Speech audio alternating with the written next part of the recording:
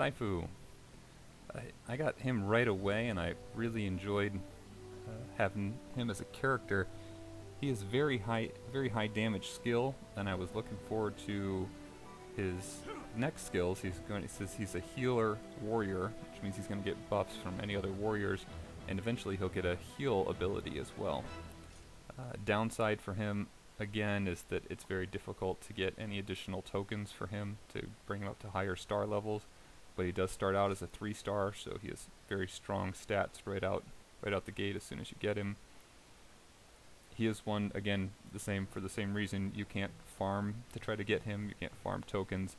At least at this point, there are no levels that have tokens for him. You have to just get him randomly from either scroll rolls or from gems. Gem rolls. So, alright, look at his stats real quick.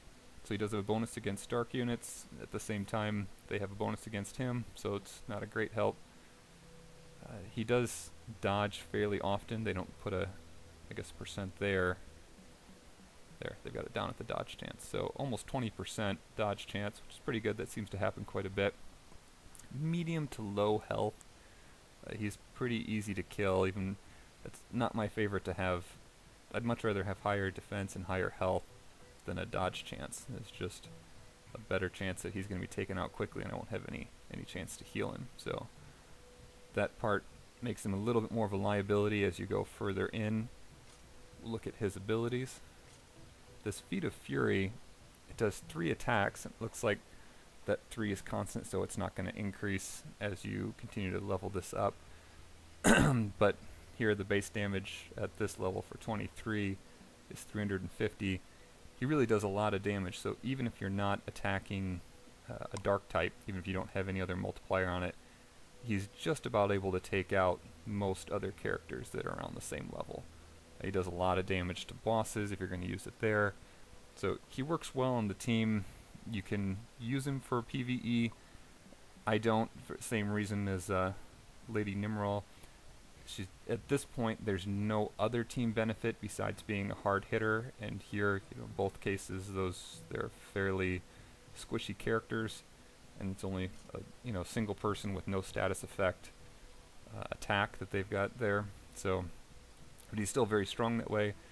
But it's a different story when you're talking about the dungeon rating, either on the defense or offense side. I think he performs very well, and so does Lady Nimrod, in that situation. That's where you really want to have that high attack very quickly, just take the other characters out, and it's less worried about kind of long-term keeping everyone healed. You just want to go full-fledged, so he works very well there. Ascending is difficult with him as well. You see some of these very difficult to get evos. They can be very hard. Anything above the winged ones. So these as well. The monarchs are incredibly hard to get. And at least below level 30, these multicolor evos as well are very difficult to get. When he does have his ascension, though, when he does ascend, he gets a heal, which would be nice for the team. It would make him a little bit better for a PvE, have something to fall back on, and then a chance to shock on any crit, which would be nice. A nice addition for him.